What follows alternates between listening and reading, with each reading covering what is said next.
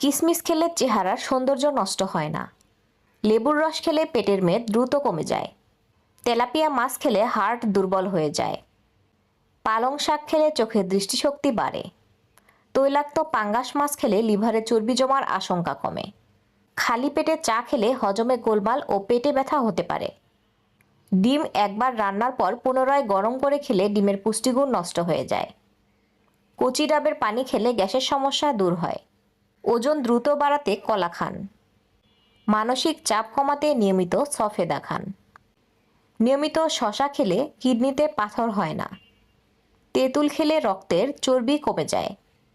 বেশি বেশি ভাজা পোড়া খেলে রক্তনালীতে চর্বি জমার আশঙ্কা বৃদ্ধি পায়।